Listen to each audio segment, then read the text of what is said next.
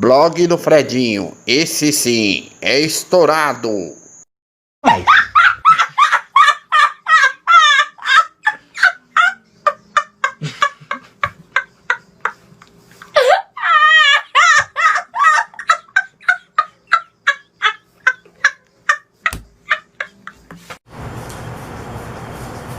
Olá galera, bom dia, boa tarde, boa noite, depende da hora que você está aí assistindo esse vídeo.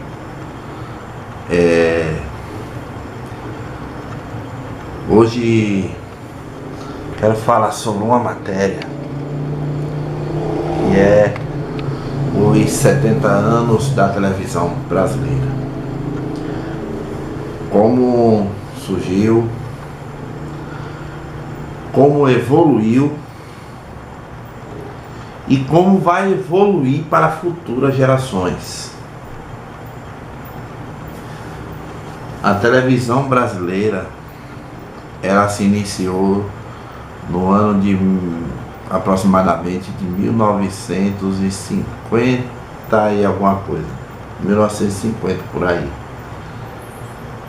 A primeira televisão, a primeira emissora no Brasil, ela existiu por 30 anos. Por quase 30 anos ela existiu. A primeira emissora do Brasil, TV Tupi, fundada pelo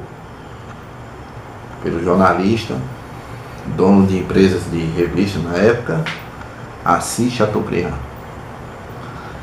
Foi uma ideia inovadora dele, pelo que eu vi na história, pesquisando algumas coisas sobre esse magnífico criador da televisão brasileira no Brasil. Eu pesquisei um pouco sobre ele no YouTube. Era um jornalista renomado em São Paulo, na década de 40 e 50, né? A televisão começou a existir, chegou no Brasil em 1950. A primeira emissora foi a TV Tupi de São Paulo. E alguns anos depois a TV Tupi passou a existir também no Rio de Janeiro, com algumas repetidoras e afiliadas.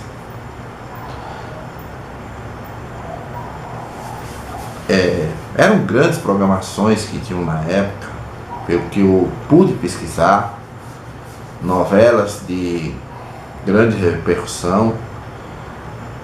E infelizmente existia no Brasil uma coisa chamada censura. Era uma coisa terrível. A censura mandava em tudo. Tudo. Até nos textos que atores e apresentadores eles tinham para poder falar. O que podia ser falado e o que não podia ser falado.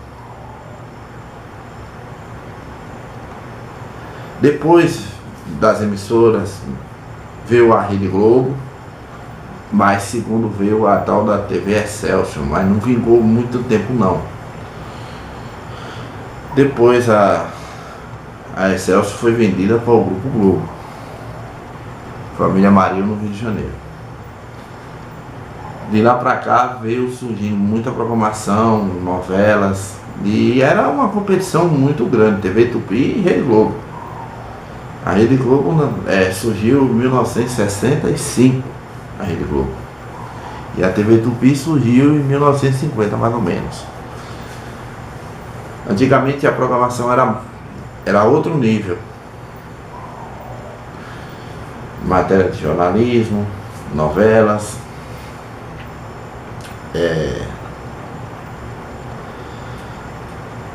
Agora, qual foi a terceira emissora, se eu não me engano, foi a TV Record.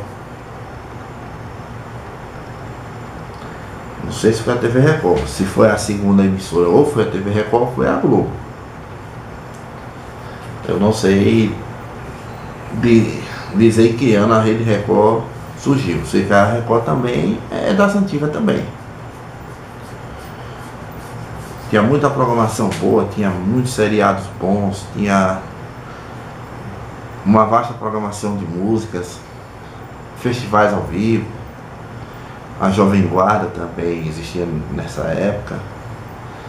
E muitos cantores renomados e outros que já se foram, surgiu nessa légua de apresentação dessa época, entre as épocas de 50, 60 e 70, e também década de 80. Agora sim, a primeira transmissão de futebol, eu não sei dizer em que ano as emissoras começaram a transmitir o futebol no mundo. E aqui no Brasil não sei dizer em que ano foi. Sei que a TV brasileira começou a transmitir jogos ao vivo. Não sei dizer o ano. Sei que nessa época começaram as transmissões ao vivo de futebol, partida de futebol também. E o futebol é uma grande paixão do brasileiro até hoje. O futebol brasileiro é uma grande paixão. Na arte de... Eu naveguei todos os assuntos. Jornalismo, programas policiais.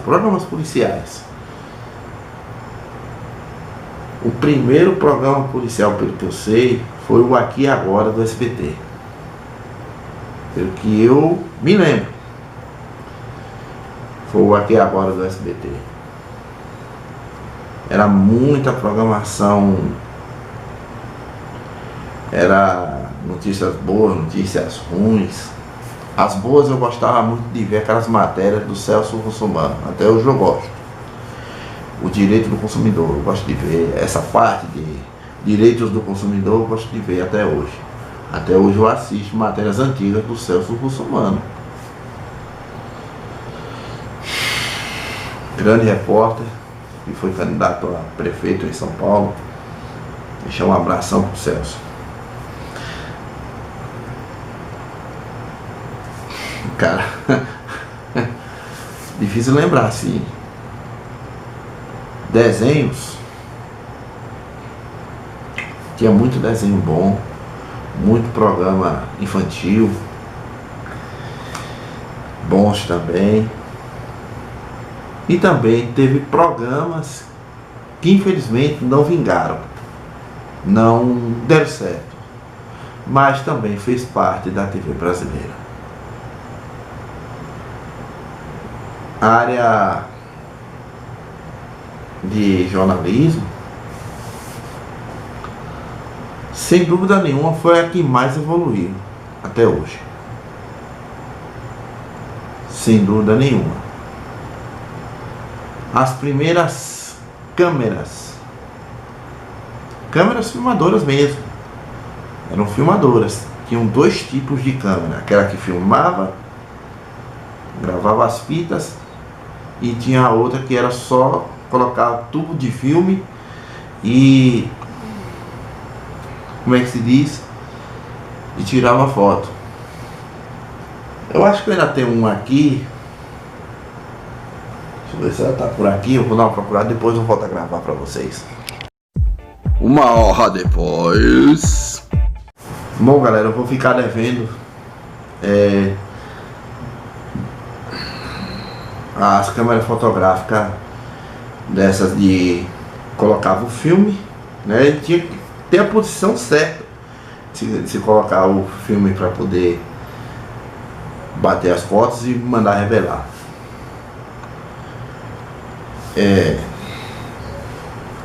A primeira câmera que eu tive na minha vida foi uma Kodak, que você podia carregar aqui do lado e pendurar no cinturão com a capa, tudo certinho.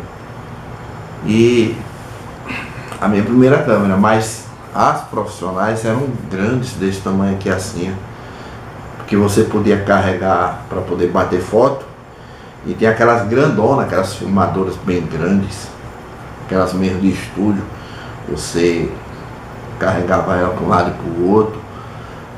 E também tem aquele famoso pau de selfie, né, que você usa como pau de selfie. Naquela época era uma câmera em cima em cima numa estrutura de ferro com um operador junto e umas barras de ferro daquela de malhação para fazer o contrapeso, e um operador ficava embaixo operando e o outro rodando a câmera em cima. Antigamente existia desse tipo de sistema nos programas de auditório, os programas de televisão existia. Aí com o tempo foi mudando tudo isso daí, foi mudando e as coisas ficou mais tecnológicas e mais sensata e bem complexa de se assistir. Agora vem a parte das fitas. Eram umas fitas bem grandes que você gravava, as emissoras gravam, deixam aquelas mídias tudo guardada, bem conservada. É o acervo de histórias de cada emissora, da Band, Globo, SBT, Record e outras emissoras. Tem os seus arquivos guardados, tem suas fitas guardadas. E as mídias também evoluíram também. Saem daquelas fitas grandes, de rolo grande, que hoje as máquinas, para poder produzir aquele material, é bem difícil de se achar a máquina, tipo videocassete bem grandão, para poder reproduzir aquelas fitas bem antigas. Eram uns caixotes desse tamanho, que só as emissoras eram que podiam ter, né? Naquela época, o sonho de se ter um videocassete em casa era muito caro. E tudo que se comprava era tudo importado. Hoje em dia as emissoras guardam esse material, porque uma hora você quer ver aquele material, está ali guardado.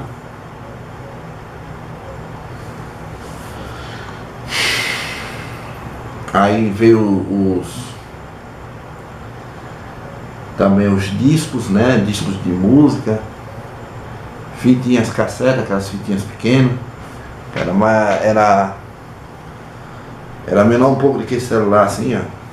Era menor um pouco do que o celular. Rolava a fita de um lado para outro, depois quando acabava você virava o lado B e colocava no gravador. E era desse jeito que funcionava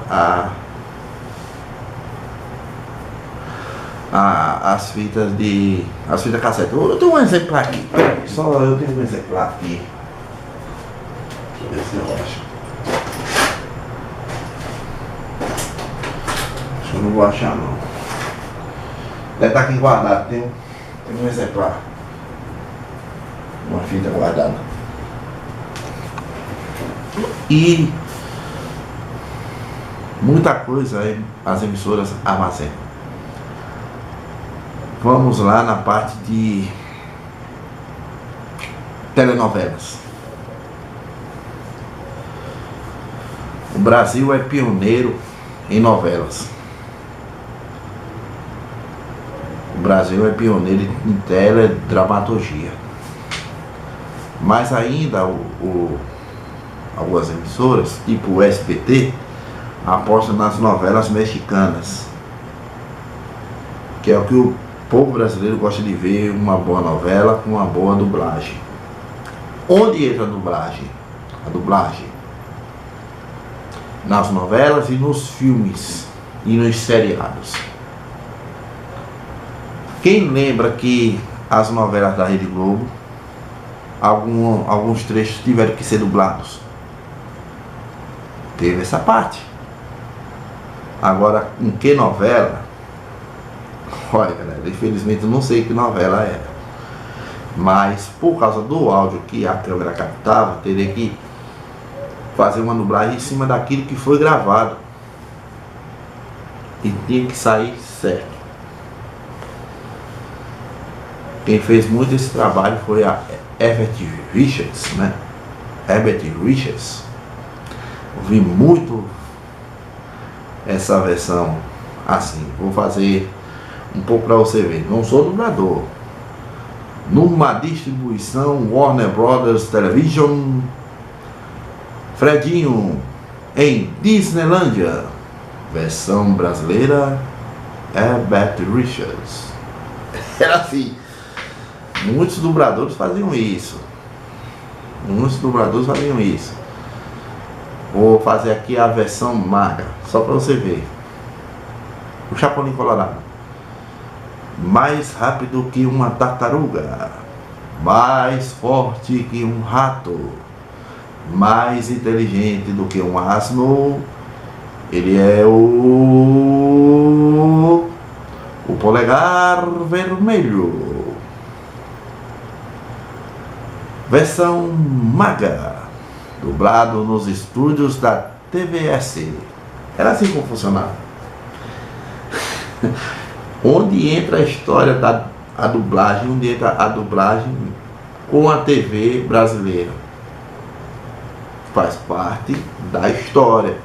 Coisa que a Rede Globo não falou no jornal, não. No Globo Repórter. Eu assisti o Globo Repórter todo, mas eles, hora nenhuma, mencionou a dublagem. Porque a dublagem brasileira faz parte, sim, dos 70 anos da televisão no Brasil. Faz parte, sim.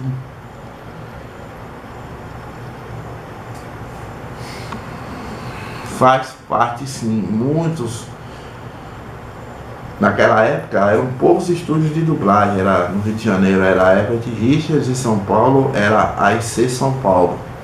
E foi surgindo montes de dubladoras aí. Entre o eixo Rio-São Paulo. Fora desse eixo Rio-São Paulo, onde tem estúdios de dublagem, pelo que eu sei, é no Ceará. Só lá que tem estúdio de dublagem. A versão Fortaleza, né? O pessoal fala. Eu vi um filme assim.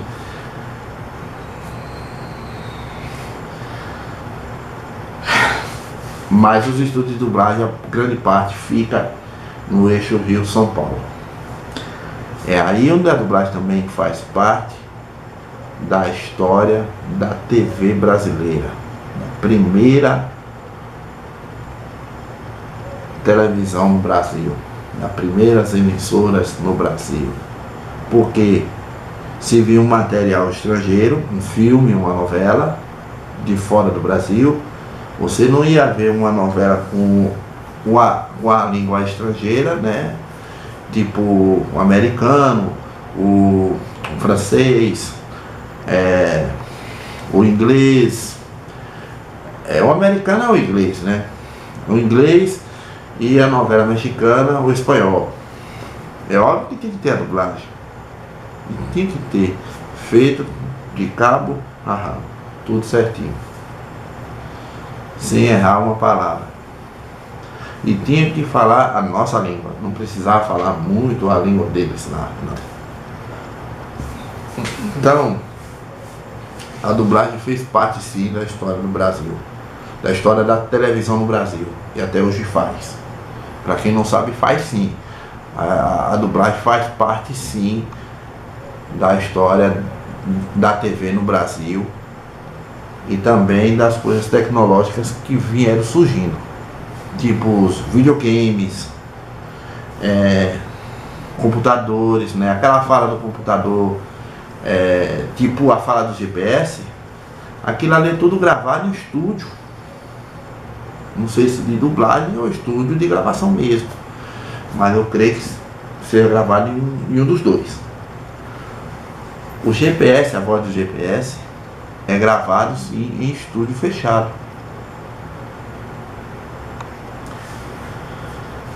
O GPS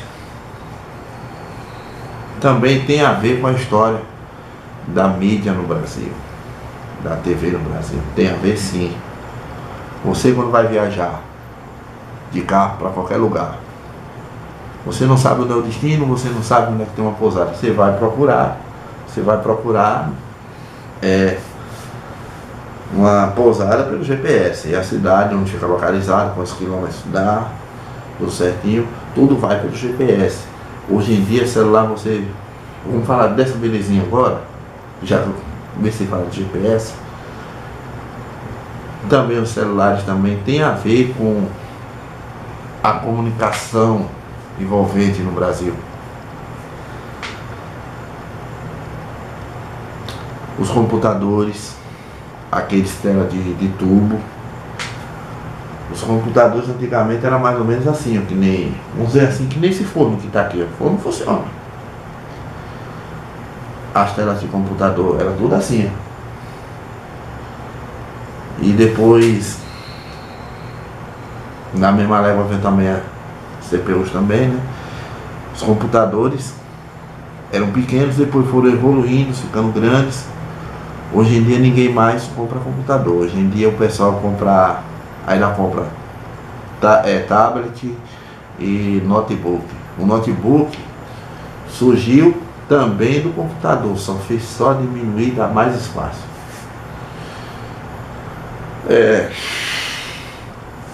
Por isso que as redes sociais hoje faz parte da vida do brasileiro também, assim, as redes sociais também. YouTube, Face, Instagram, WhatsApp, Messenger, mais uma página que existiu, uma das primeiras páginas de rede social que existiu, chamava-se Orkut. O Orkut existiu sim.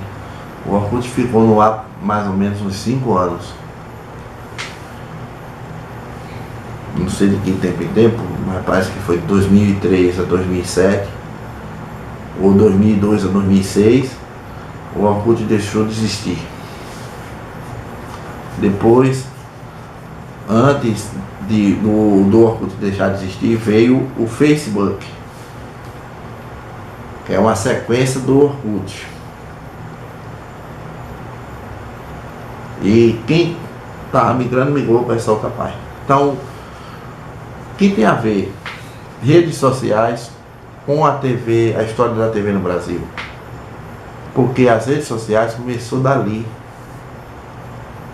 Saiu das telas de televisão para vir para os celulares. Hoje você pode assistir televisão pelo celular, pelo seu computador, pelo seu tablet, você pode assistir. Pelo seu notebook também. Você pode gravar vídeos com celular. Você pode tirar fotos com celular. E você pode enviar para quem você quiser. Porque antigamente, vamos voltar na história da câmera fotográfica, que eu fugi um pouco. A câmera fotográfica, você mandava revelar um filme e demorava, olha, aqui no Conde, você demorava 7, 8 dias no máximo. Mas na cidade grande, revelava tudo no mesmo dia e entregava no mesmo dia. Hoje as coisas evoluíram. Os filmes de tirar foto deixou de existir. As fitas cassetes deixaram de existir. As fitas de videocassete deixaram de existir. Hoje o que está existindo é DVDs e CDs. E hoje o pessoal, boa parte infelizmente não compra mais CDs e DVDs nas lojas. Hoje o pessoal baixa a música, baixa o que quiser pelos aplicativos dos computadores e dos celulares. Então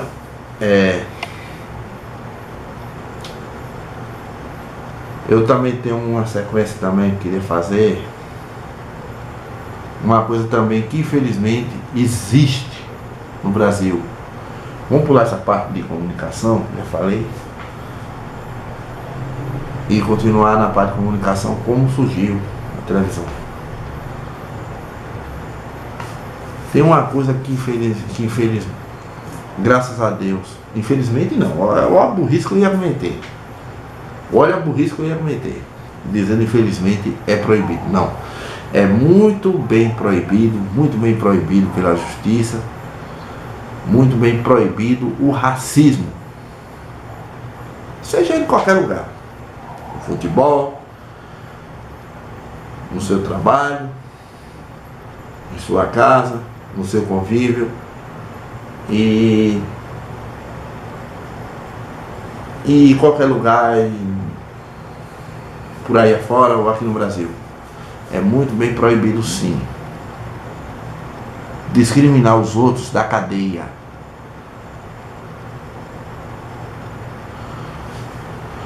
E também da fiança. E a fiança não é barata não, meu amigo. Discriminar os outros com ofensas raciais da cadeia. Pensa bem. Você pode até passar até mais de 10 anos preso. Se você esculhambar uma pessoa de outra cor, ou jogar objetos referindo ao racismo, da cadeia assim, dá processo. Dá processo e cadeia. Por isso eu sou contra o racismo. Eu sou contra o racismo no Brasil. Eu sou contra.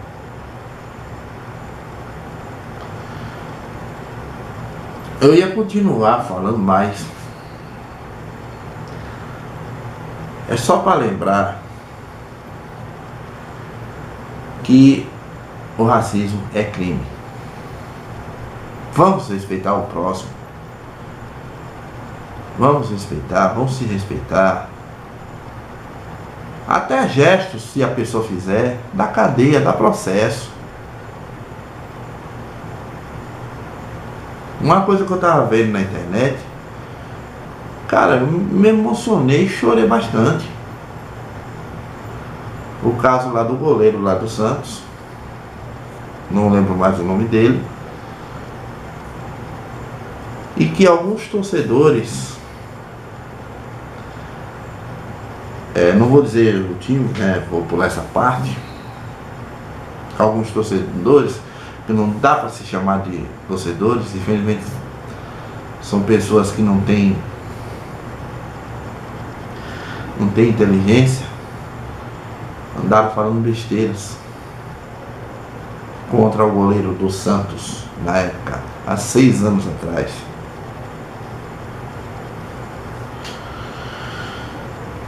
Então, galera,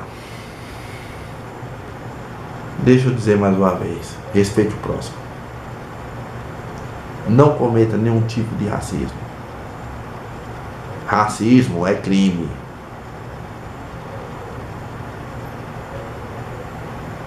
E é processo. Diga não ao racismo. Diga não ao preconceito.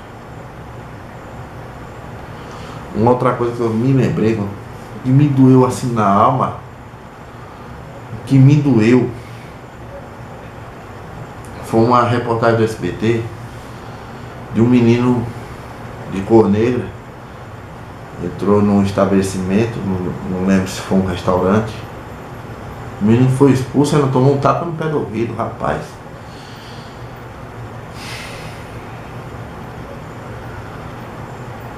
Eu me senti assim, como se eu tivesse apanhado.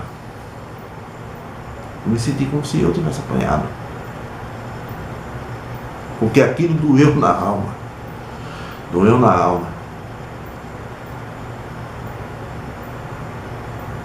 E o que o babaca lá, o dono do restaurante, cometeu foi racismo, sim.